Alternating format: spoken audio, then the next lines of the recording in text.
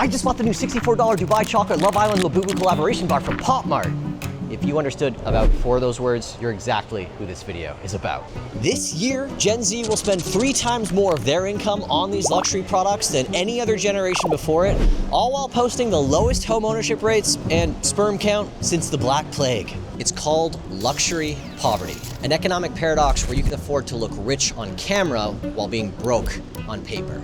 And it all runs on 3 invisible steps that hijack consumer psychology, tricking even the biggest haters into selling billions of dollars worth of crap for free. From the 1960s to the 2000s, advertising was pretty simple. Sell the dream. A car meant freedom, a suit meant success, a beer meant relaxation. Now, it means you probably hate trans people. Or love them? I don't know where we landed with that one. For a while, Western civilization chased the same sort of dream. Job, the kids, the house, the grill, and every ad promised that you'd get there, eventually. But somewhere between getting off the gold standard and financing our DoorDash orders, that dream stopped being believable for a lot of us. Owning a home today isn't a milestone anymore. It's a freaking myth. Do you want to hear something insane? Last year, more people over the age of 75 bought homes in America than people under the age of 35. Life expectancy is 79 years old. What are they gonna do? Buy the dream home just to haunt it? Leave it to the cat in the will? Plant the petunias and use themselves as the fertilizer? Eventually, marketers realized this and stopped selling us on the future that none of us believed in and started selling us on identity instead. Tiny, curated worlds for every subculture, every fandom, every insecurity. In 2019, the average corporate advertising campaign only used 14 influencers. Today, it utilizes 176. Because to sell shit you don't need to people who can't afford it, one celebrity face isn't compelling. Big influencers just feel too distant. But the micro ones, well, they just feel like friends. In one swoop, a digital crackpipe of social media, targeted advertising, and organic posts has hijacked our attention and wallets with so much success, it'd make Don Draper cream his khakis. But you're not stupid. You know you're being played.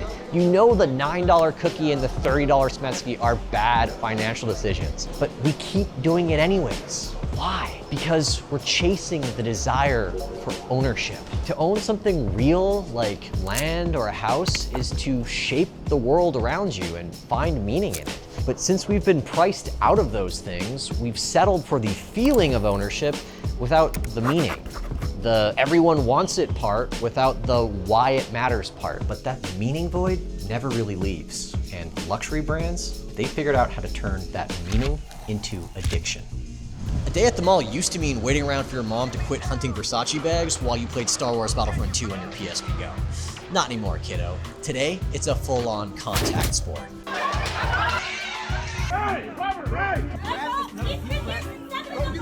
There's a special ingredient in capitalism that causes 40-year-old men to clear out shelves of Pokemon cards and white women to brawl over plush toys. Scarcity. Versace uses it to sell handbags, but someone added gamification to it and realized you could sell the same thrill to broke people at 1,400 times the volume. Oh, that's spicy, dude. This is a Labubu blind box that I paid 64 government dollars for. And inside this blind box are 7 possible figurines, one of which is worth about $300 secondhand.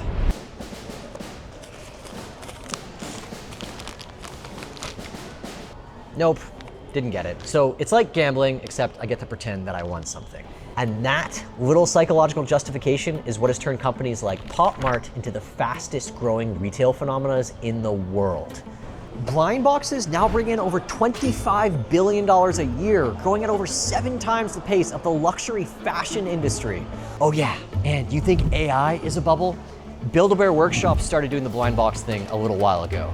Their stock has now outperformed NVIDIA over the last 5 years. All of this only works because of a third and final step, hijacking you to do the marketing for them.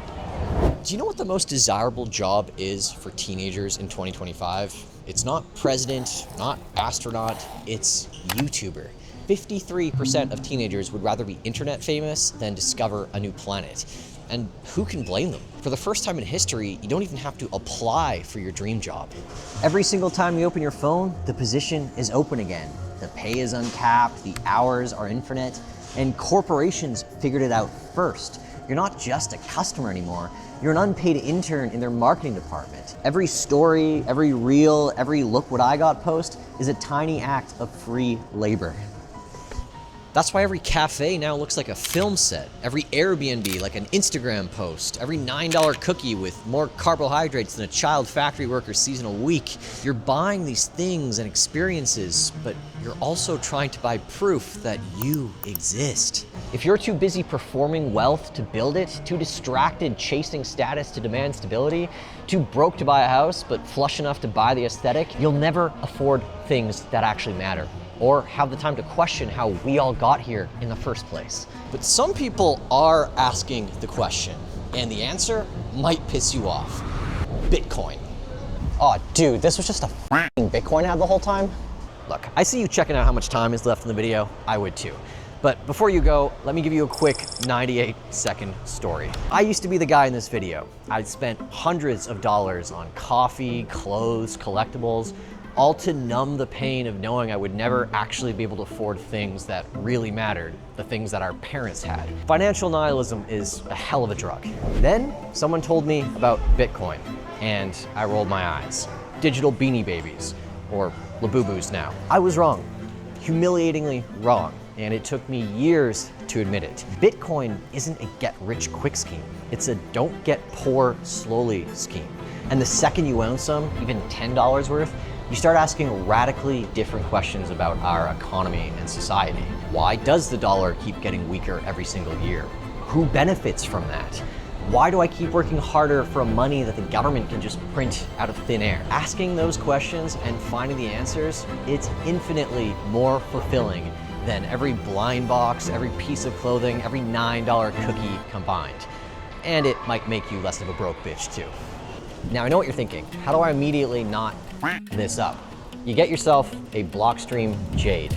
They paid for this video, which is how I justify the $64 chocolate bar. This is a hardware wallet, or a fancy way of saying that the Bitcoin you buy is actually yours and not just some exchanges that's one bankruptcy away from losing it. It's perfect for beginners, stupidly easy to set up, 100% open source. And honestly, if you're gonna start asking those questions, you're gonna want somewhere safe to put the answers. You can get it from the link below for 21% off and an extra 5% off if you use my code EXIT. You just watched a 9-minute video on consumerism that ended up with me trying to sell you something.